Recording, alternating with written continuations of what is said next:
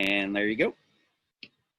Good morning, everybody. Today is our monthly webinar that we started doing during coronavirus uptick back in March. It is October 4th.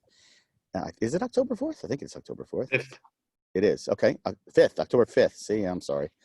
I am coming to you from upstate New York at our little cabin, trying to get some work done and enjoy the foliage. My family is inside remote learning, so I've been relegated to the outside office, which I'm not terribly upset about. But we wanted to continue our monthly call because they seem to be productive for the 25, 30 folks, whomever are on the call, and then for the however many watch the video thereafter. We're coming in on a month before the 4473s change. Brian and I will be rolling out the new training modules before that date, probably sometime in the next few weeks. In the interim, you've been provided with Jim's guides have been published and disseminated, I believe. Correct, Brian? And they should be a help. Of course, the constant reminder is once you change over to the new forms, tain't no going back to the old forms. So either stay with the old forms until November or switch over and get rid of all the old forms. Problem, of course, being, do you have enough supply of the new forms, considering the run on firearms that we are having, which exceeds the Obama years. And that run, of course, has an asterisk because you probably can't get enough product to sell. That seems to be the recurring theme with everybody. So to that end, I will open up today's proceedings with Hank. And Hank, since I started with the run on guns and hard to get supply, give us the the commercial. What do we call you? The Vice President of Business Affairs or something like that. Whatever you want to call me today is fine. Right, exactly. So give us your commercial business expertise on what you're seeing and so on and so forth. So there's a differentiating thing that I'm seeing out there in the market space right now from retailer to retailer that I talk to, the ones that are desperate right now versus the ones that are, anxious, but I'll call it comfortable from an inventory perspective. So what do I mean by that? Where I am definitely seeing a differentiation on the retailer front is the ones that are a little bit more comfortable right now. And I say a little bit more comfortable are folks that have, outstanding POs with buy groups right now. They seem to be doing a little bit better than the folks that are completely dependent on distribution channels for their inventory right now. So for those in the audience that are not in buy groups right now, I know for the next short-term period, it's not going to help you, but it might be a good time to re-examine where you sit in your business cycle and if a buy group is the right thing for you, because I am consistently seeing buy group members getting, first to the trough on shipping inventory because the distributors and the buy group members are getting inventory at the same time. And so that inventory that's going to distributors is getting then doled out via, want lists and all that to 4,000 retailers, whereas buy groups are 400 retailers, and so the pot gets chopped in bigger chunks with the buy group. So I would encourage a lot of folks to look and say, is a buy group right for me, and see if there's an opportunity for you on that side. Number two, stores that are really trying to hold historical price points on product are struggling because of that reduced inventory level and the increased prices that we're seeing on a lot of products. The smarter stores are saying, I have to charge the higher price because it helps me pay my bills, not because I'm going to make a retirement on it. It's not that kind of circumstance. Whereas I'm getting calls from a lot of folks saying, my gosh, my checking account is struggling right now because I'm hemorrhaging my income in payroll or overhead, and I'm not getting enough inventory to keep paying for that stuff. And it's because they're refusing to up their prices.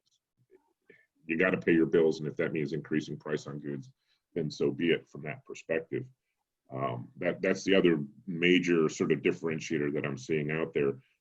And lastly, and this is sort of some advice that I've had to some of my clients, and I'll extend it to you guys.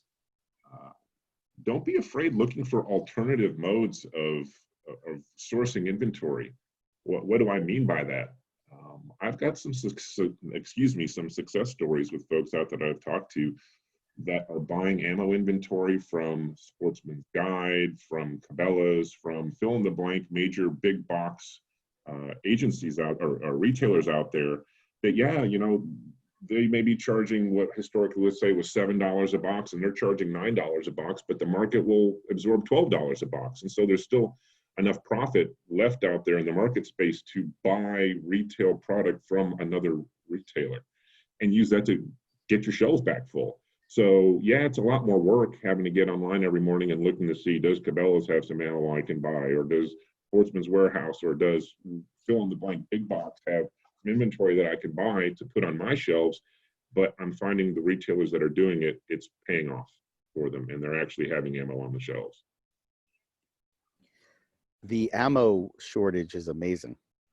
Yes, yes. And to reiterate, I've said it before, I don't see capacity building up. You know, the time frame it takes for the manufacturers to build machines, install machines, get them delivered. You know, when they're running 3 shifts a day already, I don't see a huge capacity increase. The only hope and prayer that we see is if Remington Ammunition, due to the bankruptcy and it being parted off now, gets spun up, we may see some extra capacity coming from there. But again, I don't know how quick they're going to be able to spin that back up to full capacity. So I can tell you, and Brian Brian and Avis both Say the same thing from our client relations team can confirm that we've had an influx of new clients in the last few months. You know, our ebbs and flows match the market. In the last, I would say, 3 corporate clients that we've taken on are new ammo companies. Mm-hmm. So there are folks out there that see the need and that are ready to produce ammunition for the industry. And it was really weird that it was sort of like three in a row, one in California, one in Texas, and I forget where the third one was, Louisiana, maybe? And Chris, you bring up a really good point. Now, I'll add this too, because that's something else I've been getting a fair number of calls on, or current clients asking about, or even charging ahead on it before I talk to them, is bringing ammo production in-house. So in other words, they buy some smaller scale equipment, and they're going to say, hey, I'm going to quell my anxiety by making ammo in-house, you know, sweeping the brass up off the floor, making my own ammo, whatever. Few words of caution there. First thing, there's always a bottleneck item in that product line of making your own ammo. It could be, hey, I can get bullets, I can get the brass off the floor and get powder, but there's no primers right now. Or, you know, there's always some bottleneck in there that makes smaller production manufacturing of ammunition always a ebb and flow process that can tie up a bunch of money where you can't make the final end product because of that one item in the chain not being available to you. Number 2, and this is the one that a lot of folks don't look at, is the product liability side of life. What is the legal implications of manufacturing ammo with my brand name on it going to impose upon my facility? And that's one that they often, in my experience, charge forward with on investing in the equipment before they look at the legal implications of making ammunition in-house. Well, to be fair, that's always been sort of the FFLGuard mantra. I don't know if mantra is the right word, but going back to 12, 13 years ago when we started FFLGuard, routinely the firearms retailer never really looked outside the scope of product, maybe business insurance, you know, through AIG to ensure their businesses. And you know, we brought to the fore the regulatory and the civil liability component that's always out there that basically FFLs often forget about. So I hope that it was us 10, 12 years ago that started furthering that change towards identifying a larger legal issue for all FFLs. With that said, I will segue into our Director of Compliance, soon to be emeritus, right? Jim is dying to just watch Netflix and chill and not have to deal with any of this, which I can't blame him. He's had 2 full careers, one with ATF and one with FFLGuard, but I'm never letting my hooks out of you, Jim. Okay. Whether you say you're retired, it doesn't matter. I'm still going to just keep my hooks into you as long as I can. Friendship goes way beyond business. Of course it does. Yeah. Of course it does. Of course it does. And you've been like a father to me as well. So look, it'll be different when you're gone. That's for sure. But for now, we still have you. And so with that being said, have you seen anything in the last month, whether it's in the help desk or in your personal dealings, import, export, anything? What have you seen or heard in the last month that jumps out at you? From an ATF perspective, it's really been quiet. I mean, we'll check with Brian too, but haven't really seen any crazy questions or inspections where they're asking for unusual things or just coming in with a very sharp pencil. It's been kind of quiet, but TTB has been much more active. When you talk about manufacturing and importing, even with ammo, they're actually searching the web and looking for companies that are advertising that they're manufacturing. And then they check their database and see, oh, interesting, they've not filed returns, or they've filed returns in very low amounts, and it looks like it should be more. So TTB auditors are being very, very active. So for the manufacturers and importers, that's something to make sure you're on track with. And I know Brian's going to be attending a special webinar that TTB is putting on for FAET as well. So his Yoda hat will be expanding. Yeah. No, he would be your Padawan learner.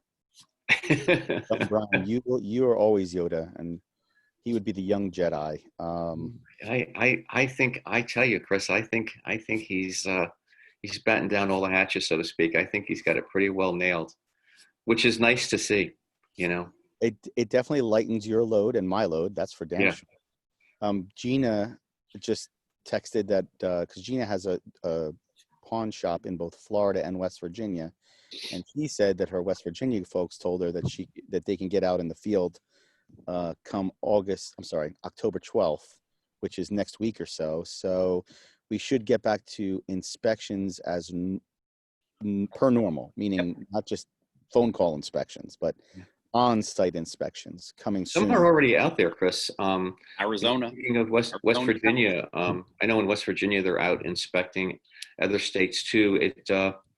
I guess it depends on the DIO and what the situation is with regard to the pandemic in each state, as to how they're doing. But they are out there. They're actuwe on site in many states. We had an inspection open in Tucson last week, Keith. So they're down in Tucson. What is the fiscal year for the government? October 1. 10/1. Right. So flush with money again, although I guess with the government shutdown-ish thing, maybe it's not as flush as you would think, but usually we see an uptick in October. Yeah. They have a rule that, for things like this, the continuing resolutions and that until the real budget's passed, they operate at the same spending level as last year. So we're not going to see a drop, in activity. Gotcha. To that end, let's pass it off to both Brian and Avis, our client relations team. In the past month, I think, was it in this last month that you guys were actually together in the same place at the same time? Yeah. Yes. Doing some work together, which is, little in a post-COVID world, it's a novelty. But what have you guys seen and heard insofar as help desk questions are concerned that should jump out at everybody? Well, there's been a lot of repeat asked and answered things, a lot of things coming in on the 4473, obviously, especially about changes, when you can make changes, when you can't make changes. The inspection in Arizona opened up last week. I believe even, I think even one of our California clients has an inspection going on as well. So they are out again. And, Keith, he just wrote, they still didn't even finish his. his Tucson inspection from last year that they started. But we know our buddy Byron out there in Phoenix, they go see him every year. So Arizona's out and about because the sun's shining. It's been hectic. It's been very hectic. There's been a lot of things coming in. Avis and I have been running around like crazy the past couple of weeks, but it really is a lot of concern just on the 4473. What about you, Avis? That's been the main thing, is the 4473. Yep. Just trying to keep people ready to go November 1, I can tell everyone from my end that I have been working on multiple different hot cases, whether they're clients who came in hot or clients who became hot. And in many instances, zoning was an issue, whether the property was properly zoned to have an FFL, whether that's a heavy manufacturing 07 or a light manufacturing differentiation. I can tell you that that's been an issue in Florida, in New York, and in other places. So it seems, and in Nevada as well, ownership and zoning. The IOIs are really digging into the zoning laws to make sure that you're properly zoned to have your license there, and also the ownership of the company. And they like to force as many RPs as they can onto the license, which isn't necessarily appropriate. Just because you have an ownership interest in an FFL does not necessarily mean that you should be an RP. You may have nothing to do with the day-to-day buying and selling and operational decisions that the Gun Control Act requires a responsible person to have. So, there seems to be more interest on the front end in the licensing part, in the application inspections by IOIs, to ensure that zoning is appropriate and there is no hidden ownership. Yeah. Other than that, Jim? I was going to say some have a very sharp pencil with regard to zoning, even looking into, are you in an HOA area? What do the HOA rules say? We've long felt that that's pushing it way beyond what the intent of the act was. We even challenged ATF headquarters on it, and they came up with some case that wasn't even tied to the Gun Control Act. It was tied to something else. I forget what it was. I'll have to look it up. But they really push the envelope when it says you have to be in compliance with state and local laws. Again, depending on the IOI. And the ownership thing, Chris, we are seeing more on that, where they're looking into, well, who are the owners? And that they've got this mindset that it's a hidden owner that's probably prohibited, and we have to make sure that they're not involved in the business. But a lot of times it's not that. It's just that the people who are involved in it, like you say, aren't going to be there for the nitty-gritty operations. They own it, and they have other people they've entrusted to run the business for them. Yeah, investors. Yeah, they're the money men. And if this issue comes up, and I see Byron has thrown out there that even on his inspection recently, zoning and ownership came up. So it's not just on application inspections, right. It's also on compliance inspections, the two kind of ATF inspections that we all know about, right? To that end, this is why you have us. This is why we ask that you call us whenever you have an inspection, because we can help shepherd it through. We can steward you through the issue that may be. In a couple of these instances, first of all, I don't even deal with the IOIs anymore because I just think they're eggheads. I go right to the DIO and I say, look, I don't know what's going on. I don't want to embarrass anybody, but here's the situation, and usually it gets rectified quickly. This is what you pay for. This is why we want you to call us when ATF's on site. Yeah, you're going to see the IOI training level has, in the past 10 years has diminished dramatically in terms of what they know. They don't have a lot of the technical background, and they'll come out with things sometimes that are, sadly, they're basically wrong. And you don't see it every day on every inspection, but you see it enough, like you say, Chris, that there are in some instances where just talking with them doesn't solve the issue. You have to go higher and deal with management who hopefully knows what the law and the regulations say. And that's what we go to headquarters too. How long have you been retired now? 10. Yeah. Aha, isn't that how, see how that corresponds? 10 Yeah, years. I know. Oh, I know. It's sad. It's sad. Yeah. I can honestly say though, from my professional development situation, 10 years ago, the guys who were area supervisors and lower in the ranks that I was peers with are now have risen to the ranks. And Yeah. so I have a great, thanks to you, I have a great network of folks that I sort of grew up with internally. So I had never have problem getting access to anybody thanks to you, because I grew up with these guys just as the Yeah. folks that you were with started retiring off. Yeah. No, the DIOs, thank God, are for the most part very, very solid. They're open to communication. They're open to talking to you. Where, you know, that's key to success for them and for the licensee.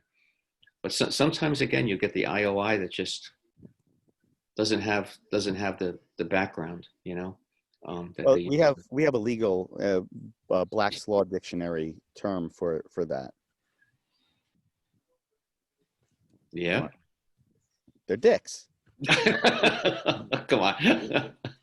Maybe that was the New Jersey Law Dictionary. I'm sorry. I But thought you were to going that to say end, something in Italian, like testadora, you know, hardhead or okay, whatever, that's you right. know. But That's right. Tapa toast. But to that end, that's our half an hour that we have allotted. If anyone has any side questions, feel free to send them to the help desk. I'm glad you guys all joined, and I hope that I appreciate the comments, Gina, Byron, especially. Jeff Perry, your side comments about you know, how much more parenting I need. I get it, but that's why I have a brother to keep me in line. But we appreciate you coming today, and we will do the next call in November. November What- 2nd, day before Election Day. Oh, Smitty, that's going to be a good one. Wow. Okay. November 2nd. I'll see everybody November 2nd, 11 a.m. Eastern, and we'll take it from there. that'll be my 74th birthday. So bring candle and cakes to it. We will do Nice. that. We will do that. All right. Thanks, everybody. Be well. Take care. Ciao.